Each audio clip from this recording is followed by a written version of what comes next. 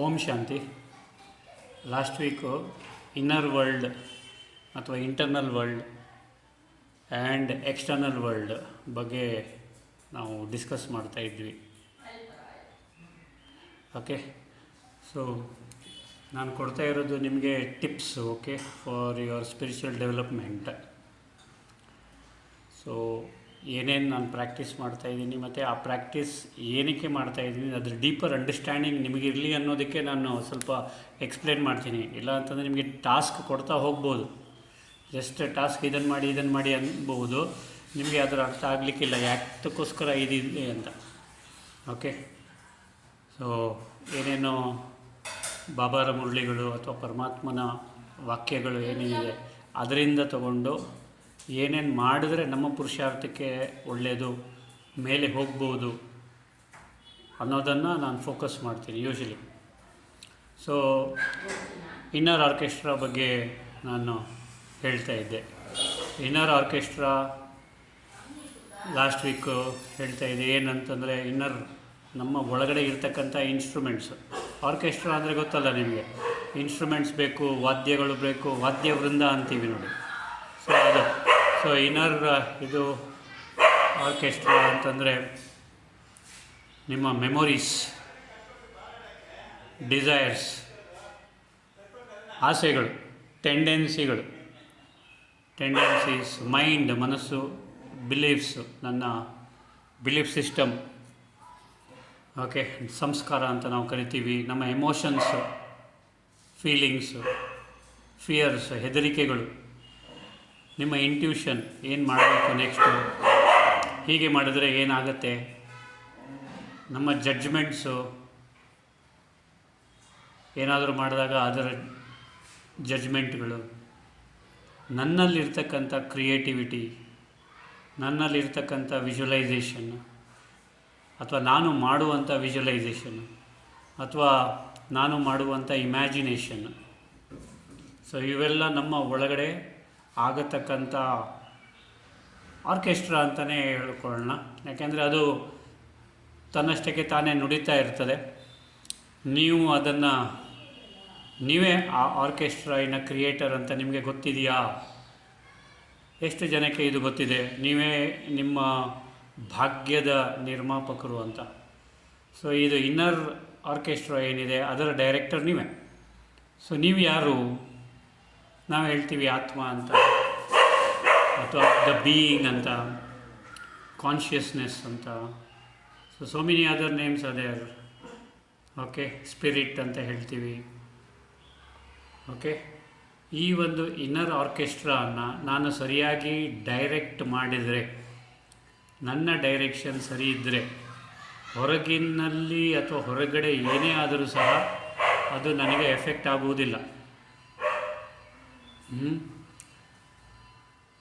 Okay, so ನೀವು suppose ನಿಮ್ಮ ಕಣ್ಣುಗಳನ್ನು ಕಿವಿಗಳನ್ನು ಮುಚ್ಚಿದ್ರಿ ಮತ್ತು ಸುಮ್ಮನೆ ಕೂತ್ಕೊಂಡ್ರಿ ಅಂದ್ಕೊಳ್ಳಿ, ಈ ಒಳಗಿನ ಆರ್ಕೆಸ್ಟ್ರಾ ಏನಾಗುತ್ತೆ ಚೆಕ್ ಮಾಡ್ಕೊಳ್ಳಿ. ನೀವು ನನಗೆ ಏನು ಹೇಳೋ ಅವಶ್ಯಕತೆ ಇಲ್ಲ, ನೀವು ಜಸ್ಟ್ ಚೆಕ್ ಮಾಡ್ಕೊಳ್ಳಿ. ಸುಮ್ಮನೆ ಕಣ್ಣು ಮುಚ್ಚಿ ಕಿವಿ ಮುಚ್ಚಿ ಅಥವಾ ಸುಮ್ಮನೆ ಕಣ್ಣು ಮುಚ್ಕೊಳ್ಳಿ ಸಾಕು. ಒಳಗಡೆ ನಿಮ್ಮ ಮನಸ್ಸಿನಲ್ಲಿ ಅಥವಾ ನಿಮ್ಮ ಮೈಂಡಲ್ಲಿ ಏನೇನು ತುಂಬಿದೆ ಅಂತ ನಿಮಗೆ ಗೊತ್ತಾಗುತ್ತೆ. ಅದು ಸ್ವೀಟ್ ಆಗಿದೆಯಾ ಅಥವಾ ಅದು ಖಾರವಾಗಿದೆಯಾ, ಅದು ನನಗೆ ಅಂದರೆ ಅಂಥ ಒಂದು ಇನ್ನರ್ ಎಕ್ಸ್ಪೀರಿಯನ್ಸ್ಗಳು ನನಗೆ ತೊಂದರೆ ಕೊಡ್ತಾ ಇದೆಯಾ, ಸುಖ ಕೊಡ್ತಾ ಇದೆಯಾ, ಅಥವಾ ನನಗೆ ಅದು ಏನು ಕೊಡ್ತಾ ಇದೆ ಅನ್ನೋದು ನಿಮಗೆ ಗೊತ್ತಾಗುತ್ತೆ. ಆವಾಗ ನಿಮಗೆ ಅನಿಸುತ್ತೆ, ಏನಪ್ಪ ಇದು ನನ್ನ ಮನಸ್ಸೇ ನನ್ನನ್ನು ಹೀಗೆ ಆಟ ಆಡಿಸ್ತಾ ಇದೆಯಲ್ಲ ಅಂತ. ಆ್ಯಕ್ಚುಲಿ ಹೌದು, ನಿಮ್ಮ ಮನಸ್ಸೇ, your mind can be your friend and your mind can be your enemy also. ನಿಮ್ಮ ಮನಸ್ಸೇ ನಿಮ್ಮ ಸ್ನೇಹಿತ ಆಗ್ಬೋದು ಅಥವಾ ನಿಮ್ಮ ಮನಸ್ಸೇ ನಿಮಗೆ ಶತ್ರು ಆಗ್ಬೋದು. ಸೊ ನಿಮ್ಮ ಇನ್ನರ್ ವಾಯ್ಸಲ್ಲಿ, ಈಗ ನಾನು ಮಾಡಿಸಲ್ಲ, ನೀವು ರಾತ್ರಿ ಮಾಡಿ ಬೆಳಗ್ಗೆ ಮಾಡಿ, ಯಾವ ಸಮಯ ಸಿಗುತ್ತೆ ಆ ಸಮಯದಲ್ಲಿ ಮಾಡಿ.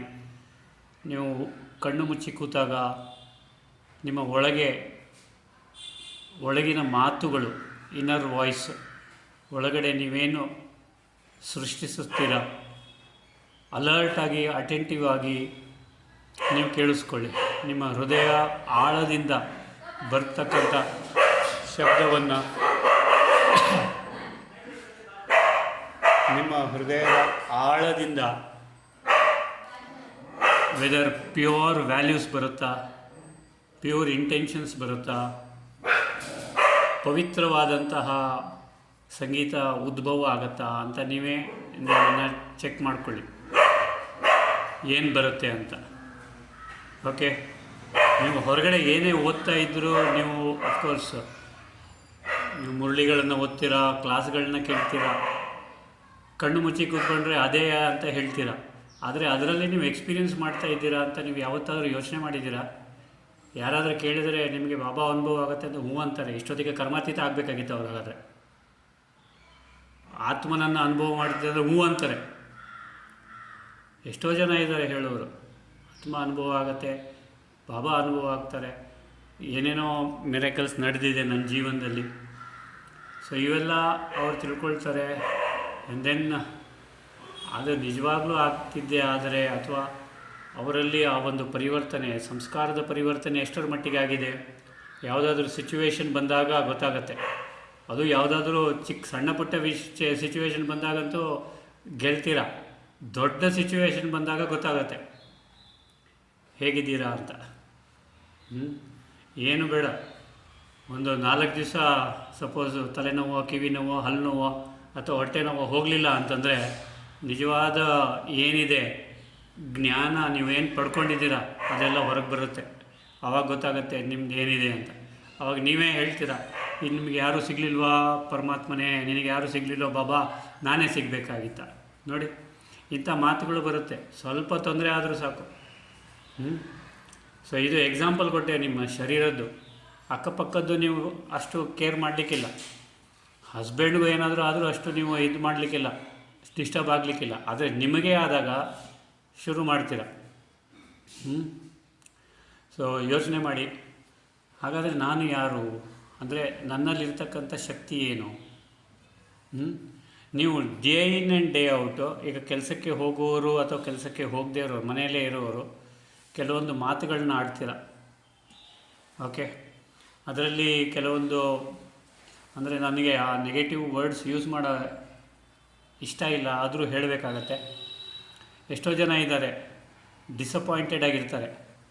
ಓಕೆ, ನಾನು ಏನಪ್ಪ ಭಾಳ ಅನ್ಲಕ್ಕಿ ಆಗಿದ್ದೀನಿ, ನಾನು ಓವರ್ ವೆಯ್ಟ್ ಆಗಿದ್ದೀನಿ, ನನ್ನ ಬಿ ಪಿ ಜಾಸ್ತಿ ಇದೆ, ಓಕೆ, ಲೋ ಬಿ ಪಿ ಇದೆ, ಹೈ ಬಿ ಪಿ ಇದೆ, ಈ ಥರ ಕೊರಗ್ತಾರೆ ತಮ್ಮಷ್ಟಕ್ಕೆ ತಾವೇ. ತಮ್ಮಲ್ಲಿ ಆಗತಕ್ಕಂಥ ಏನಾದರೂ ತೊಂದರೆಗಳು, ಏನಾದರೂ ಸಫರಿಂಗನ್ನು ತಗೊಂಡು. ಓಕೆ, ಸೊ ನೀವೇ ನಿಮ್ಮನ್ನು ಪರ್ಮಿಷನ್ ಕೊಡ್ತೀರಾ ಅಳಲಿಕ್ಕೆ ಅಥವಾ ದುಃಖ ಪಡಲಿಕ್ಕೆ. ಈ ಥರ ಹೇಳಿ, ಅಂದರೆ ನನಗೇನಪ್ಪ ಈ ಥರ ಆಗ್ತಾಯಿದೆ, ಯಾಕೆ ಈ ಥರ. ಆದರೆ ನಿಮಗೆ ನಿಜವಾದ ಒಳ್ಳೆಯ ವಿಚಾರ ಅಂತಂದರೆ ಅಥವಾ ಗುಡ್ ನ್ಯೂಸ್ ಅಂತಂದರೆ, ನಾನು ಯಾರು, ನಾನೇ ಅದನ್ನು ಕ್ರಿಯೇಟ್ ಮಾಡ್ತಾ ಇರೋದು, ನಾನೇ ಡೈರೆಕ್ಟರು. ಏನೇನು ನೀವು ಹೇಳ್ತೀರ ಅದನ್ನು ನೀವು ಪರಿವರ್ತನೆ ಮಾಡಿದ್ರೆ ಎಷ್ಟು ಚೆನ್ನಾಗಿರುತ್ತೆ. ನಾನು ಅನ್ಲಕ್ಕಿ, ನಾನು ಓವರ್ ವೆಯ್ಟು, ನನಗೆ ಸದಾ ತೊಂದರೆಗಳೇ ಇದೆ, ಏನಪ್ಪ ಇದು ಕಷ್ಟಗಳೇ ಬರುತ್ತೆ, ಸಿಚುವೇಶನ್ಸೇ ಇದೆ ಅನ್ನೋದಕ್ಕಿಂತ ಐ ಆಮ್ ಬ್ಲೆಸ್ಡ್. ಓಕೆ, ಇದನ್ನು ಹೇಳಲಿಕ್ಕಾಗತ್ತಾ ನಿಮ್ಮ ಕೈಯಲ್ಲಿ? I am blessed. ಎಷ್ಟೇ ತೊಂದರೆ ಬಂದ್ರೂ ಐ ಆಮ್ ಬ್ಲೆಸ್ಡ್. ನನಗೆ ಪರಮಾತ್ಮನ ಒಂದು ಛತ್ರಛಾಯೆ ನನ್ನ ಮೇಲೆ ಇದೆ. I am strong, I am wise, I am disciplined. ನಾನು ಫೋಕಸ್ಡ್ ಆಗಿದ್ದೀನಿ, ನಾನು ಸುಖಿಯಾಗಿದ್ದೀನಿ, ನಾನು ಶಾಂತನಾಗಿದ್ದೀನಿ, ನಾನು ಸ್ಟ್ರಾಂಗ್ ಆಗಿದ್ದೀನಿ ಅಂತ ಹೇಳ್ಕೊಳ್ತೀರಾ. ಯಾವುದೇ ಸಿಚುವೇಶನ್ ಬಂದ್ರೂ ಮೊದಲು ಬರೋದು ನನಗೇ ಬರ್ತಾಯಿದೆ, ನಾನು ಯಾಕೆ ಇಷ್ಟು ವೀಕ್ ಆಗಿದ್ದೀನಿ ಅಂತ ನೀವೇ ನಿಮ್ಮನ್ನು ತೆಗೆದುಕೊಳ್ತೀರ. ಸೊ ಅದರ ಬದಲಾಗಿ ನಿಮ್ಮಲ್ಲೇ ನೀವು ಬದಲಾವಣೆಗಳನ್ನ ಮಾಡಿ ಏನು ಯೋಚನೆ ಮಾಡ್ತಾಯಿದ್ದೀರಾ ಅಥವಾ ಏನು ಮಾತನಾಡ್ತಾ ಇದ್ದೀರಾ ಅಂತ. ನಾನು ಸದಾ ಸುಖಿಯಾಗಿದ್ದೀನಿ, ಖುಷಿಯಲ್ಲಿದ್ದೀನಿ. ಓಕೆ, ಸೊ ಹಾಗಾದರೆ ಈ ಒಂದು ಒಳಗಿನ ಮಾತುಗಳನ್ನು ಅಥವಾ ಈ ಒಂದು ಒಳಗೆ ಏನಾಗ್ತಾ ಇದೆ ಅದರ ಡೈರೆಕ್ಟರ್ ನಾನೇ ಅಂತ ಗೊತ್ತಾದಾಗ ನಾನೇ ಇನ್ನೂ ನಾವು ಭಗವಂತನ ಮೇಲೆ ಹಾಕೋದಕ್ಕಿಂತ ನನ್ನಲ್ಲಿ ಅಥವಾ ನಾನು ಇದನ್ನು ಕ್ರಿಯೇಟ್ ಮಾಡಿದ್ದೀನಿ, ನಾನು ಇದನ್ನು ಮಾಡಿದ್ದೀನಿ, ಅದಕ್ಕೋಸ್ಕರ ನನಗೆ ಈ ಥರ ಆಗ್ತಾಯಿದೆ ಅನ್ನೋದನ್ನು ನೀವು ತಿಳ್ಕೊಂಡ್ರೆ ನಿಮ್ಮ ಯೋಚನೆ, ನಿಮ್ಮ ಒಂದು ಪರ್ಸೆಪ್ಷನ್ ಅಂತೀವಿ, ದೃಷ್ಟಿಕೋನ ಆ ಒಂದು ಪ್ರಾಬ್ಲಮ್ ಮೇಲೆ ಅಥವಾ ನಿಮ್ಮ ಮೇಲೇ ಪರಿವರ್ತನೆಗೊಳ್ಳುತ್ತೆ. ಓಕೆ, ಇವತ್ತು ರಾತ್ರಿ ಏನೇ ಇರಲಿ, ನಿಮ್ಮ ಬಗ್ಗೆ ಇರಲಿ, ನಿಮ್ಮ ಅಕ್ಕಪಕ್ಕದವರ ಬಗ್ಗೆ ಇರಲಿ, ಯಾರ ಬಗ್ಗೆನೂ ಇರಲಿ, ಯಾವುದೇ ಸಿಚುವೇಶನ್ ಬಗ್ಗೆ ಇರಲಿ, ಇವತ್ತು ರಾತ್ರಿ ಅದನ್ನೆಲ್ಲ ಬಿಟ್ಬಿಡಿ, ನೋಡೋಣ, ಲೆಟ್ ಗೋ ಮಾಡಿ. ಇವತ್ತು ಅದೆಲ್ಲವನ್ನು ಏನು ಮಾಡ್ತೀರಾ, ಸುಮ್ಮನೆ ಮನಸ್ಸಿನಿಂದ ತೆಗೆದು ಹಾಕೋದು, ಅಥವಾ ಇವು ಯಾವುದು ನನ್ನದಲ್ಲ, ನಾನು ಅತ್ಯಂತ ಸೂಕ್ಷ್ಮವಾದ ಜ್ಯೋತಿರ್ಬಿಂದು ಆತ್ಮನಾಗಿದ್ದೇನೆ, ನನ್ನ ವ್ಯಾಲ್ಯೂಸು ಅಥವಾ ನನ್ನಲ್ಲಿರ್ತಕ್ಕಂಥ ಗುಣಗಳು ಕೇವಲ ಸುಖ, ಶಾಂತಿ, ಪವಿತ್ರತೆ, ಪ್ರೀತಿ, ಆನಂದ, ಜ್ಞಾನ ಮತ್ತು ಶಕ್ತಿ.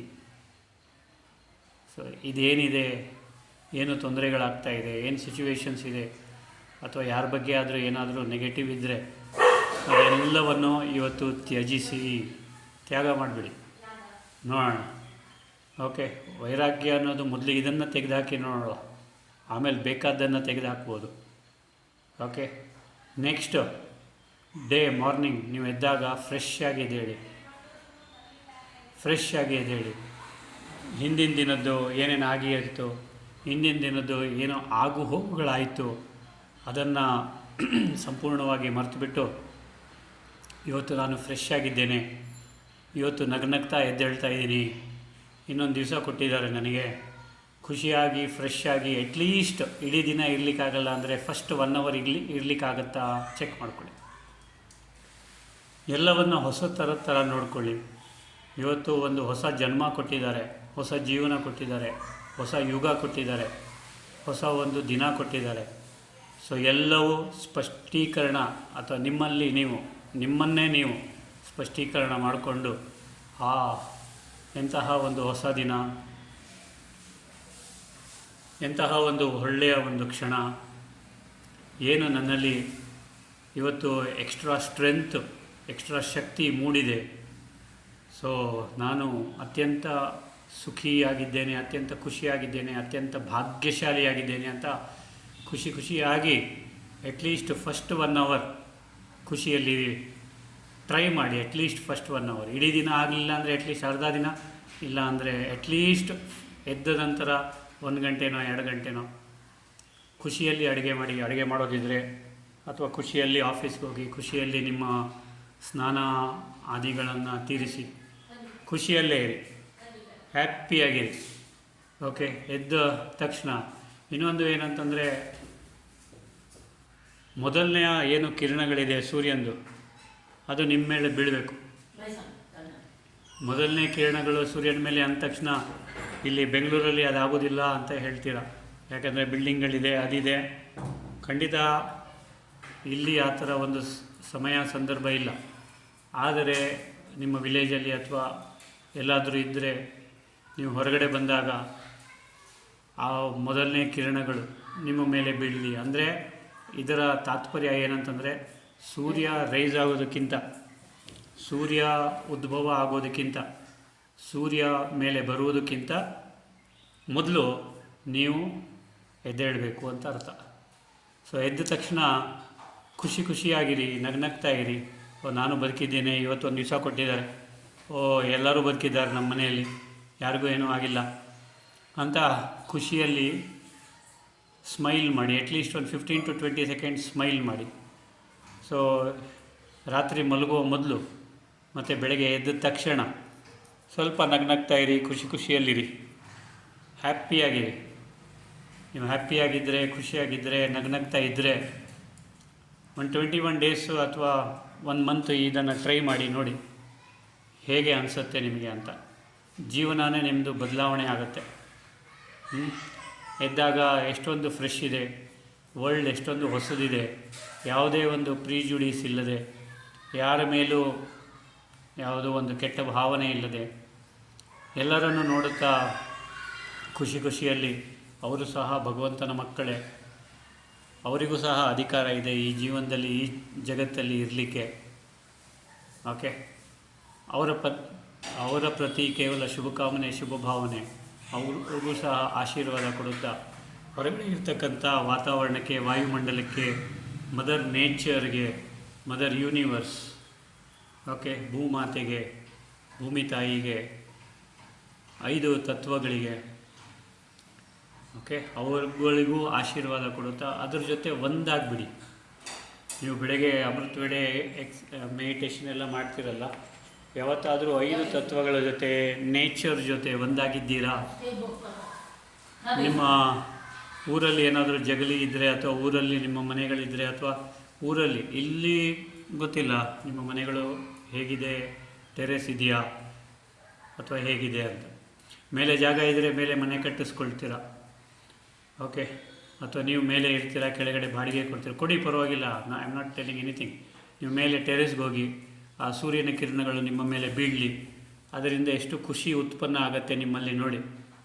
ಓಕೆ, 5 ತತ್ವಗಳು, ಆ ಚಿಲಿಪಿಲಿ ಹಕ್ಕಿಯ ನಾದಗಳು, ಎಲ್ಲ ಕಡೆ ನೇಚರ್, ಮದರ್ ನೇಚರನ್ನು ನೋಡಿಕೊಂಡು, ಓಕೆ, ಅದರ ಜೊತೆ ಒಂದಾಗಲಿಕ್ಕೆ ಪ್ರಯತ್ನ ಪಡಿ. ನೋಡುವ, ನಾನು ಈ ಶರೀರ ಅಥವಾ ನನ್ನ ಈ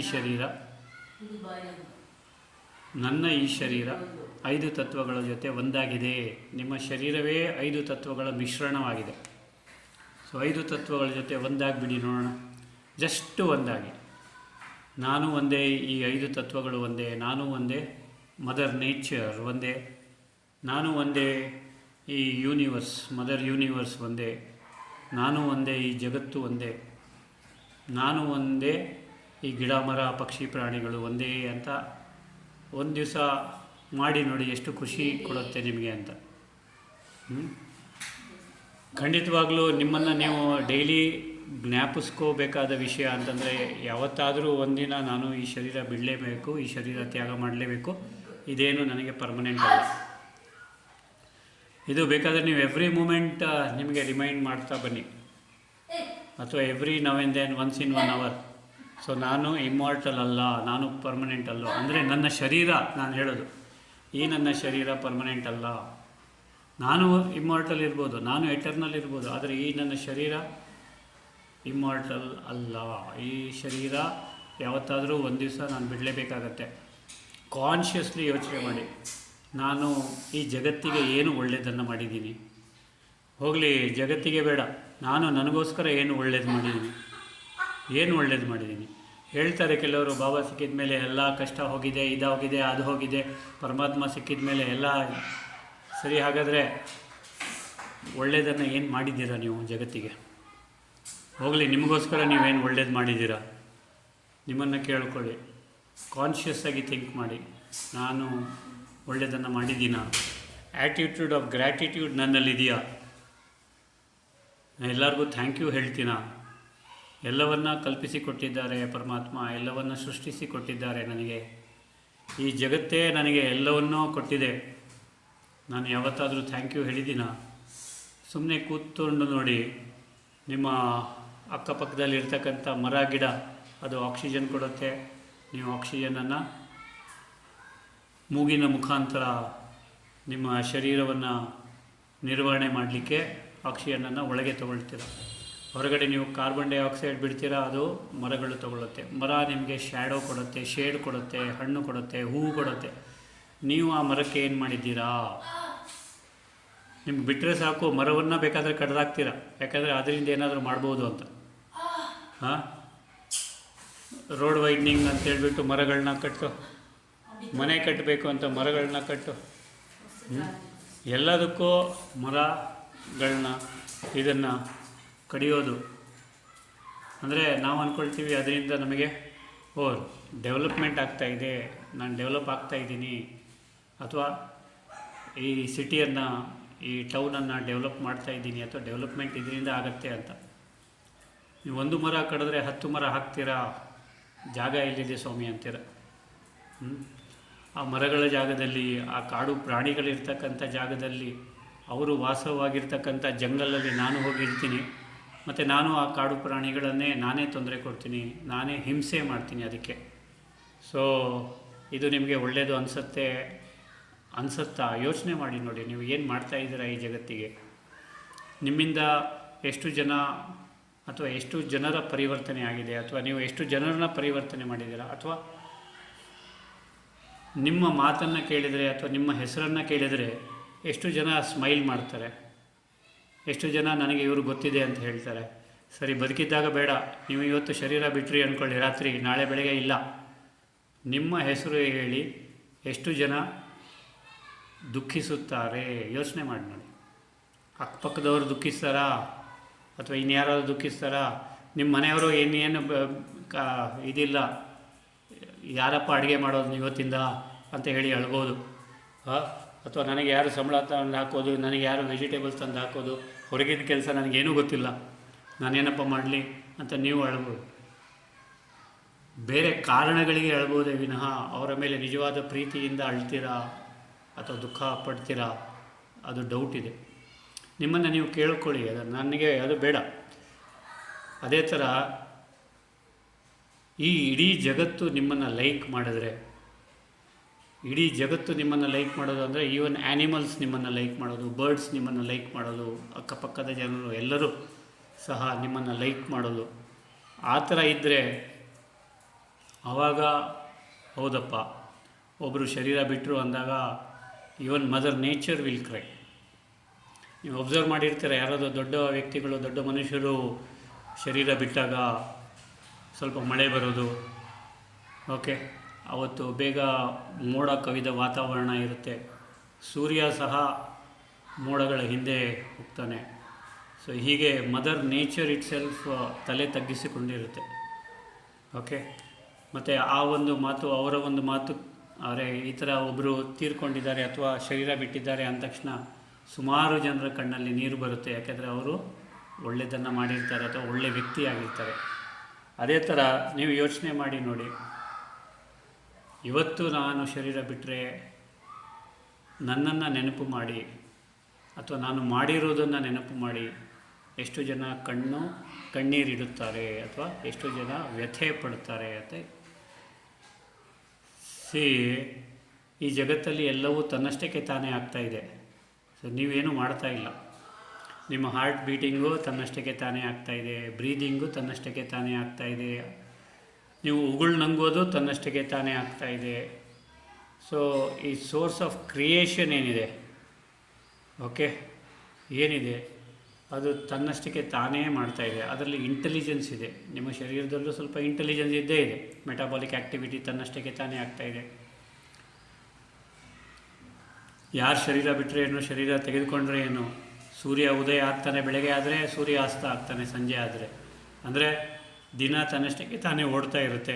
ಕೋಳಿ ಬೆಳಗ್ಗೆ ಕೂಗುತ್ತೆ, ಏನೂ ಇದಿಲ್ಲ, ಚೇಂಜ್ ಇಲ್ಲ. ಸೊ ಯೋಗಿಗೆ ಈ ಒಂದು ಕ್ಷಣ ಮುಖ್ಯ. ನೆನ್ನೆದು ಮೊನ್ನೆದು ನಾಳೆದು ಅದೆಲ್ಲ ಅವ ಯೋಚನೆ ಮಾಡೋದಿಲ್ಲ. ಪಾಸ್ಟ್ ಬಗ್ಗೆ ಫ್ಯೂಚರ್ ಬಗ್ಗೆ ಇಲ್ಲ. ಯೋಗಿಗೆ ಈ ಒಂದು ಕ್ಷಣ ಮುಖ್ಯ. ಸೊ ನೀವು ಯೋಚನೆ ಮಾಡಿ, ಈ ಕ್ಷಣದಲ್ಲಿ ನಾನಿದ್ದೀನಾ ಅಥವಾ ಯಾವ ಕ್ಷಣದ ಬಗ್ಗೆ ನಾನು ಯೋಚನೆ ಮಾಡ್ತಾಯಿದ್ದೀನಿ. ನಿಮ್ಮಷ್ಟಕ್ಕೆ ನೀವು ಕಣ್ಮುಚ್ಕೊಂಡು ನೋಡಿ, ನಾನು ಏನನ್ನು ಥಿಂಕ್ ಮಾಡ್ತೀನಿ, ನೆನ್ನೆ ಬಗ್ಗೆ, ಮೊನ್ನೆ ಬಗ್ಗೆ ಅಥವಾ ನಾಳೆ ಬಗ್ಗೆ ಥಿಂಕ್ ಮಾಡ್ತೀನ ಅಂತ. ನೆನಪಿಟ್ಕೊಳ್ಳಿ, ಈ ಜಗತ್ತೇನಿದೆ ಡೇ ಟು ಡೇ ಚೇಂಜ್ ಆಗ್ತಾಯಿದೆ. ಈ ಜಗತ್ತು ನಿಮ್ಮನ್ನು ಇಲ್ಲಿ ಬಂದಿರೋದು ಖುಷಿ ಪಡಿಸ್ಲಿಕ್ಕಲ್ಲ, ನಿಮ್ಮನ್ನು ಎಂಟರ್ಟೈನ್ ಮಾಡಲಿಕ್ಕಲ್ಲ, ನಿಮ್ಮನ್ನು ಎಬ್ಬಿಸಲಿಕ್ಕೆ ಗಾಢ ನಿದ್ರೆಯಿಂದ. ನಿದ್ರೆ ಮಾಡ್ತಾ ಇದ್ದೀರಾ, ಎದ್ದೇಳಿ ಅಂತ ಹೇಳಲಿಕ್ಕೆ ಈ ಜಗತ್ತು ಇರೋದು, ಈ ಲೈಫ್ ಇರೋದು. ಏನಕ್ಕೆ ಅಂತಂದರೆ ನಿಮ್ಮನ್ನು ಕಾನ್ಷಿಯಸ್ನೆಸ್ನ ಅಥವಾ ಕಾನ್ಷಿಯಸ್ನೆಸ್ಸಲ್ಲಿ ತರಲಿಕ್ಕೆ. ಎದ್ದೇಳಿ, ಓಕೆ, ಮಲಗಿದ್ದೀರಾ, ಎದ್ದೇಳಿ, ನಿಜವಾದ ನೀವು ಯಾರು. ಯಾವಾಗ ನೀವು ನಿಜವಾದ ನೀವು ಅಂತ ಅರಿತುಕೊಳ್ತೀರಾ, ಅದು ಅವತ್ತು ನೀವು ಹುಟ್ಟಿದ್ದೀರಾ ಅಂತ ಅರ್ಥ. ಇಲ್ಲ ಅಂದರೆ ಇದು ವ್ಯರ್ಥ. ಈ ಜೀವನ, ಈ ಜಗತ್ತು ಅಥವಾ ನೀವು ಏನು ಮಾಡ್ತಾ ಇದ್ದೀರಾ ನೀವೇ ಯೋಚನೆ ಮಾಡಿ. ಅದು ಒಳ್ಳೆಯದಾ ಅಥವಾ ಒಳ್ಳೆ ಕಾರ್ಯಕ್ಕೆ ಯೂಸ್ ಮಾಡ್ತಾಯಿದ್ದೀನಿ ಅಥವಾ ಹೋಗಲಿ ಸುಮ್ಮನೆ ಕೂತ್ಕೊಳ್ತೀರಾ, ಅದೂ ಇಲ್ಲ, ಏನೇನೋ ಸಂಕಲ್ಪ ಮಾಡ್ತೀರಾ. ಈ ಅಟ್ಮಾಸ್ಫಿಯರನ್ನು, ವಾಯುಮಂಡಲವನ್ನು ಹಾಳು ಮಾಡ್ತೀರಾ.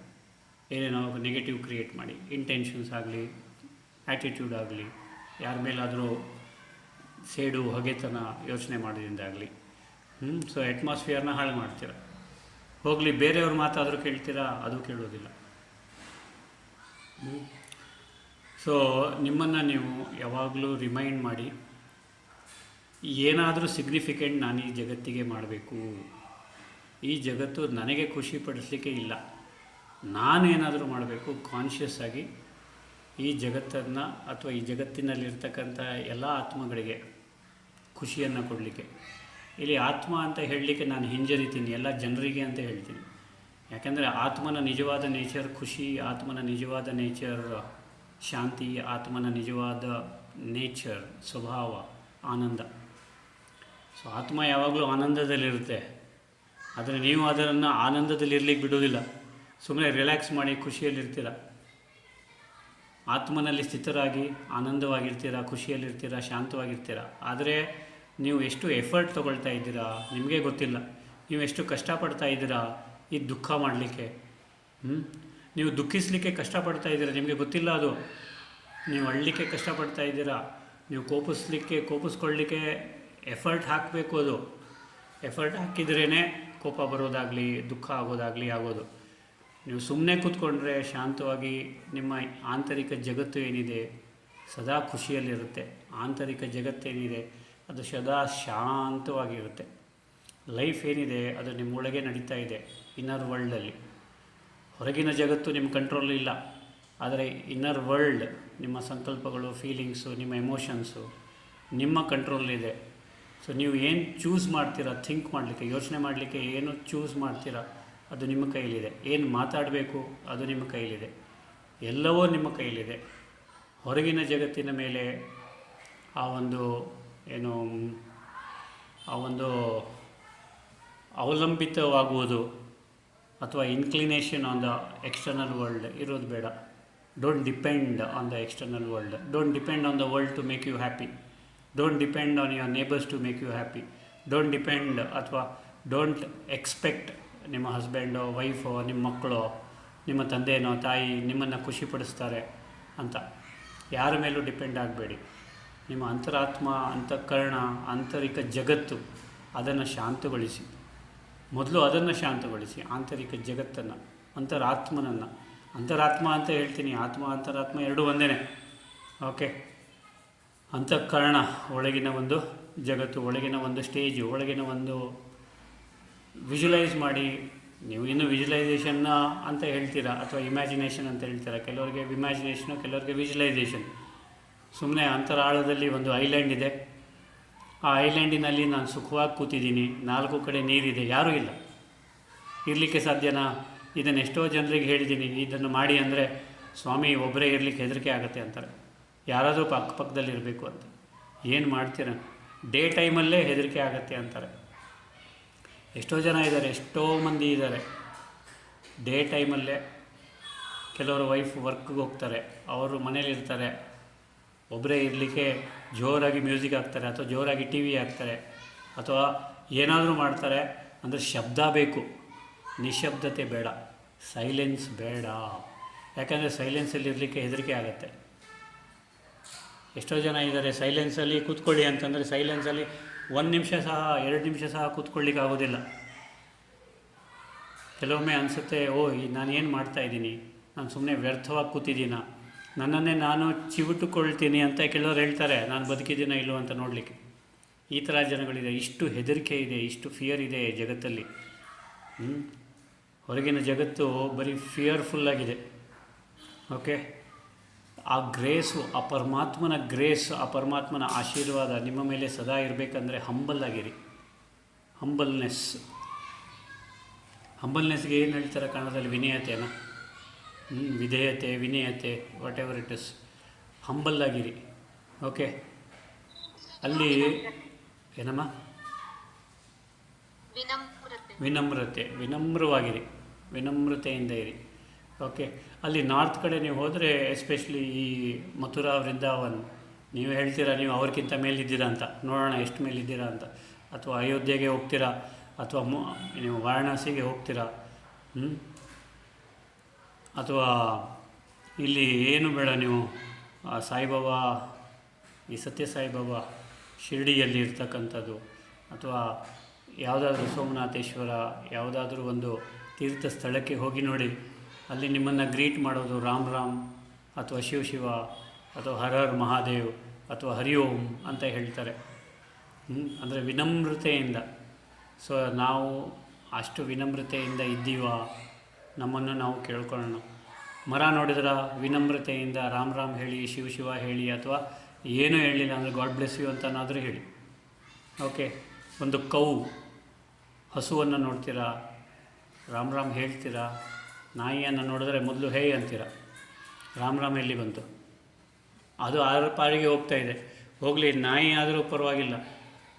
ಒಂದು ಸೊಳ್ಳೆ ಮನೆಯಲ್ಲಿ ಬಂತು ಅಂದರೆ ಸಂಜೆ ಒಂದು ಸೊಳ್ಳೆ ಬಂದುಬಿಟ್ಟಿದೆ ಮನೆಯಲ್ಲಿ ಅಂತ, ಸೊಳ್ಳೆಗೆ ಫಸ್ಟು ಅದನ್ನು ಎಲ್ಲಿ ಸಿಗತ್ತೆ ಸಾಯಿಸಲಿಕ್ಕೆ ಅಂತ ನೋಡ್ತೀರ. ಅದನ್ನು ನೋಡಿ ರಾಮ್ ರಾಮ್ ಹೇಳಿ ಅಂತ ನಾ ಹೇಳಿದರೆ ಅಷ್ಟೇ. ನೀವು ಅದು ಕಚ್ಚತ್ತಲ್ಲ ಅಂತೀರ, ಅದು ಕಚ್ಚೋ ಮೊದಲು ಅದು ಕಚ್ಚತ್ತೆ ಅಂತೀರ. ಅದಕ್ಕೂ ಬದುಕಿರಲಿಕ್ಕೆ ಅಂದರೆ ನೀವು ಇದು ಮಾಡೋದಿಲ್ಲ, ಫ್ರೀಡಮ್ ಕೊಡೋದಿಲ್ಲ. ಓಕೆ. ಇವತ್ತು ಒಂದು ಕೆಲಸ ಮಾಡಿ, ನಿಮಗೆ ಇವತ್ತು ಒಂದು ಎಕ್ಸಸೈಸ್ ಕೊಡ್ತೀನಿ. ಸುಮ್ಮನೆ ಕೂತ್ಕೊಳ್ಳಿ, 10 ನಿಮಿಷ ನಿಮ್ಮ ಶರೀರ ಶೇಕ್ ಮಾಡದೆ ನೋಡುವ.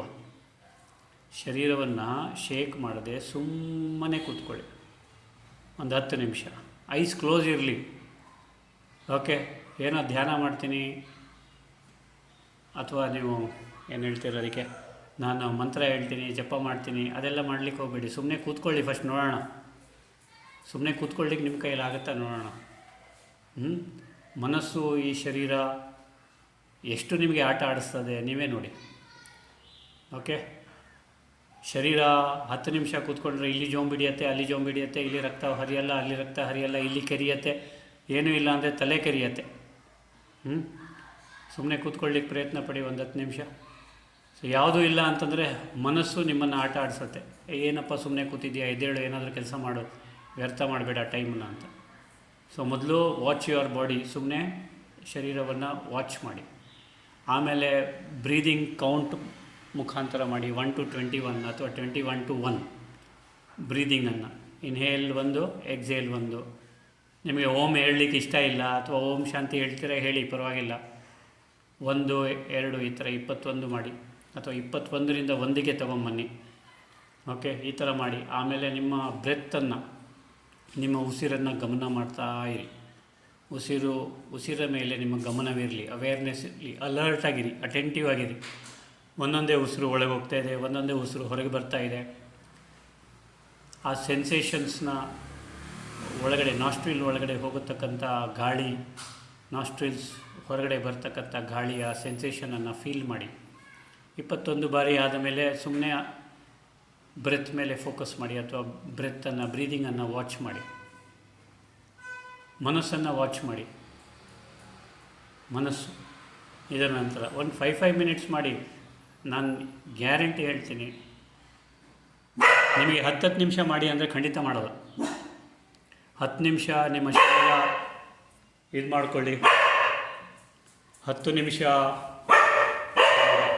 ಬ್ರೆತ್ ಅಬ್ಸರ್ವ್ ಮಾಡಿ, 10 ನಿಮಿಷ ಮನಸ್ಸನ್ನು ಅಬ್ಸರ್ವ್ ಮಾಡಿ, 10 ನಿಮಿಷ ನಿಮ್ಮ ಬುದ್ಧಿಯನ್ನು ಅಬ್ಸರ್ವ್ ಮಾಡಿ, 10 ನಿಮಿಷ ನಿಮ್ಮ ಸಂಸ್ಕಾರಗಳನ್ನು ಅಬ್ಸರ್ವ್ ಮಾಡಿ. ನಿಮ್ಮಿಂದ ಏನು ಬರುತ್ತೆ ಗೊತ್ತಾ? ಫಸ್ಟು ಇದು ವೇಸ್ಟ್ ಆಫ್ ಟೈಮು, ಇದು ವೇಸ್ಟ್ ಆಫ್ ಟೈಮು. ಇದರ ಬದಲು ಬಾಬಾರ ನೆನೆಸ್ಕೊಳ್ತೀವಿ ಅಂತ. ನೀವೇನು ಬಾಬಾರ ನೆನೆಸ್ಕೊಳ್ಳಲ್ಲ ಅಂತ ಗೊತ್ತಿದೆ. ಬಾಬಾರ ಹೆಸರಲ್ಲಿ ಬೇರೆ ಎಲ್ಲ ನೆನೆಸ್ಕೊಳ್ತೀರ, ಹೇಳೋದು ಬಾಬಾರೇ ನೆನೆಸ್ಕೊಳ್ಳೋದು ಅಂತ. ಓಕೆ.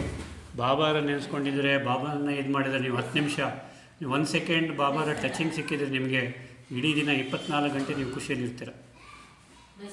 ಕೇವಲ 1 ನಿಮಿಷ ಪರಮಾತ್ಮನ ಜೊತೆ, ಪರಮಾತ್ಮನ ಆ ಒಂದು ವೈಬ್ರೇಷನ್ಸ್ ಫೀಲ್ ಮಾಡಿಕೊಂಡ್ರೆ, ಆ ಒಂದು ಎನರ್ಜಿ ಫೀಲ್ ಮಾಡಿಕೊಂಡ್ರೆ, ನಿಮ್ಮಲ್ಲಿ ಅದನ್ನು ಗ್ರಹಿಸಿಕೊಂಡ್ರೆ 24 ಗಂಟೆ ನೀವು ಲವಲವಿಕೆಯಿಂದ ಇರ್ತೀರ, ಚೇರ್ಫುಲ್ಲಾಗಿರ್ತೀರ. 1 ನಿಮಿಷ ಅಷ್ಟೇ ಸಾಕು, 1 ನಿಮಿಷ. 1 ನಿಮಿಷ ನಿಮ್ಮ ಆತ್ಮನ ಜೊತೆ ನಿಜವಾಗಲೂ ನೀವು ಆತ್ಮಿಕ ಸ್ಥಿತಿಯಲ್ಲಿ 5 ಸೆಕೆಂಡ್ ಇದ್ದರೆ ನಿಮ್ಮ ಇಡೀ ದಿನ ಖುಷಿಯಲ್ಲಿರುತ್ತೆ. 5 ಸೆಕೆಂಡು ಆತ್ಮಿಕ ಸ್ಥಿತಿಯಲ್ಲಿ, ಥಿಯರಾಟಿಕಲಿ ಅಲ್ಲ. ಟ್ರೈ ಮಾಡಿ ನೋಡಿ. ಸೊ ಇವತ್ತಿಂದ ಈ ಒಂದು ಹೋಮ್ವರ್ಕ್ ಮಾಡಲಿಕ್ಕೆ ಪ್ರಯತ್ನ ಪಡಿ. ಸುಮ್ಮನೆ ಕೂತ್ಕೊಳ್ಳಿ ಒಂದು 10 ನಿಮಿಷ ದೇಹವನ್ನು. ಸೊ ದೇಹವನ್ನು ಯಾಕೆ ಕೂತ್ಕೊಳ್ಳಿ ಅಂತ ಹೇಳೋದು ಅಂತಂದರೆ, ಸ್ವರಾಜ್ಯಾಧಿಕಾರಿ ಆಗಲಿಕ್ಕೆ ನಿಮ್ಮ ಸೆನ್ಸಸನ್ನು ಎದುರುಗಡೆ ನೋಡಿಕೊಂಡು ಅದನ್ನು ಮನುಷ್ಯನ ಥರ ಕ್ರಿಯೇಟ್ ಮಾಡಿಬಿಟ್ಟು ನಾನು ಇವತ್ತೇ ಈ ಸೆನ್ಸ್ ಅಥವಾ ಈ ಒಂದು ಆರ್ಗನ್ ಮುಖಾಂತರ ಏನು ತಪ್ಪು ಮಾಡಿದ್ದೀನಿ ಅದೆಲ್ಲ ಮಾಡಲಿಕ್ಕೆ ಹೋಗಬೇಡಿ. ಸದ್ಯಕ್ಕೆ ಇದನ್ನು ಮಾಡಿ ನೋಡೋಣ. ಒಂದು 10 ನಿಮಿಷ ನಿಮ್ಮ ಶರೀರ ವಾಚ್ ಮಾಡಿ, ಎಲ್ಲೆಲ್ಲಿ ಸೆನ್ಸೇಷನ್ ಆಗುತ್ತೆ, ಎಲ್ಲೆಲ್ಲಿ ಇದಾಗುತ್ತೆ ಅಂತ ಟ್ರೈ ಮಾಡಿ. ಸುಮ್ಮನೆ ಕೂತ್ಕೊಳ್ಳಿಕ್ಕೆ ಏನಾದರೂ ಸಂಕಲ್ಪ ಮಾಡೇ ಮಾಡ್ತೀರಾ, ಸುಮ್ಮನೆ ಕೂತ್ಕೊಳ್ಳೋದಿಲ್ಲ. ಬ್ರೆತ್ತನ್ನು ವಾಚ್ ಮಾಡಿ. ಅಂದರೆ ಮೊದಲು ಬ್ರೆತ್ತನ್ನು ಕೌಂಟ್ ಮಾಡಿ 21 ಟೈಮ್ಸ್. ಆನಂತರ ಬ್ರೆತ್ತನ್ನು ಒಬ್ಸರ್ವ್ ಮಾಡಿ, ವಾಚ್ ಮಾಡಿ. ಆನಂತರ ಮನಸ್ಸನ್ನು ವಾಚ್ ಮಾಡಿ. ಸಂಕಲ್ಪಗಳು ಬರುತ್ತೆ, ತಾವಾಗಿಯೇ ಬರುತ್ತೆ. ಸಂಸ್ಕಾರಗಳಲ್ಲಿ ನಮ್ಗೆ ಅಭ್ಯಾಸ ಆಗಿದೆ ಮನಸ್ಸಿನ ಏನಾದರೂ ಯೋಚನೆ ಮಾಡೋದು, ಮನಸ್ಸಿನಲ್ಲಿ ಸಂಕಲ್ಪ ಮಾಡೋದು. ಸಂಕಲ್ಪ ಮಾಡದೆ ಕೂತ್ಕೊಳ್ಳಿ. ನಿಮ್ಮ ಸಂಸ್ಕಾರದಿಂದ ಏನೇನು ಬರುತ್ತೆ ಅದನ್ನು ಸುಮ್ಮನೆ ನೋಡ್ತಾ ಇರಿ, ಅದು ಹೋಗಲಿಕ್ಕೆ ಬಿಡಿ. ಯಾವುದರ ಹಿಂದೆ ಹೋಗಬೇಡಿ. ಕ್ವೈಟನ್ ಯುವರ್ ಮೈಂಡ್ ಅಂತಾರೆ ಇಂಗ್ಲೀಷಲ್ಲಿ. ಅಂದರೆ ನಿಮ್ಮ ಮನಸ್ಸನ್ನು ಶಾಂತಗೊಳಿಸಿ. ಗೋ ಇನ್ ಟು ಸೈಲೆನ್ಸ್, ಸ್ಟಿಲ್ನೆಸ್ಗೆ ಹೋಗಲಿ. ನೀವು ಸ್ಟಿಲ್ನೆಸ್ಗೆ ಹೋದ್ರೇ ನೀವು ಯಾರು ಅಂತ ನಿಮಗೆ ಗೊತ್ತಾಗುತ್ತೆ. ನಿಜವಾಗ್ಲೂ ನೀವು ಸ್ಟಿಲ್ನೆಸ್ಗೆ ಹೋದ್ರೇ ಭಗವಂತ ಯಾರು ಅಂತ ನಿಮಗೆ ಗೊತ್ತಾಗುತ್ತೆ. ಆ ಸ್ಟಿಲ್ನೆಸ್ನ ಫೀಲ್ ಮಾಡಬೇಕು. ನೀವು ಸ್ಟಿಲ್ಲಾಗಿರಿ. ಓಕೆ, ನಿಮ್ಮ ಇಂಟೆಲೆಕ್ಟನ್ನು ನೋಡಿ, ನಾನ್ ಜಡ್ಜ್ಮೆಂಟಲ್ ಆಗಿ. ಯಾವುದನ್ನು ಜಡ್ಜ್ ಮಾಡಬೇಡಿ. ಇದು ನನಗೆ ಇಷ್ಟ, ಇದು ನನಗೆ ಇಷ್ಟ ಇಲ್ಲ ಅಂತ ಯಾವುದೇ ಒಂದು ಇದಕ್ಕೆ ಹೋಗಬೇಡಿ. ನಾನ್ ಜಡ್ಜ್ಮೆಂಟಲ್ ಆಗಿರಿ, ನಾನ್ ಡಿಸ್ಕ್ರಿಮಿನೇಟಿವ್ ಆಗಿರಿ. ಆನಂತರ ನಿಮ್ಮ ಸಂಸ್ಕಾರಗಳನ್ನು ನೀವು ಸರಿಯಾಗಿ ನೋಡಲಿಕ್ಕೆ ಪ್ರಯತ್ನ ಪಡಿ. ಸಂಸ್ಕಾರಗಳು, ನನ್ನ ಸಂಸ್ಕಾರಗಳಲ್ಲಿ ಏನೇನಿದೆ, ನಾನು ಸುಮ್ಮನೆ ಕೂತಾಗ ಏನೇನು ಬರ್ತಾಯಿದೆ, ಮನಸ್ಸು ಏನೇನು ಕ್ರಿಯೇಟ್ ಮಾಡುತ್ತೆ, ನನ್ನ ಮೆಮೊರಿಯಲ್ಲಿ ಏನೇನಿದೆ, ಅವರ ಮೇಲಿನ ವೈರತ್ವ, ಇವರು ಹಿಂಗೆ ಮಾಡಿದ್ರು, ಅವ್ರು ಹಿಂಗೆ ಮಾಡಿದ್ರು, ಆ ಸಿಚುವೇಶನ್, ಈ ಸಿಚುವೇಶನ್ ನೋಡ್ಕೊಳ್ಳಿ. ನೀವು ಏನೇನು ಬರ್ತಾಯಿದೆ ಅಂತ. ಒಳ್ಳೇದು ಬರುತ್ತಾ? ನೀವು ಒಳ್ಳೇದಲ್ಲಿ ಹಾಕಿದರೆ ಒಳ್ಳೇದು ಬರ್ತಾಯಿತ್ತು.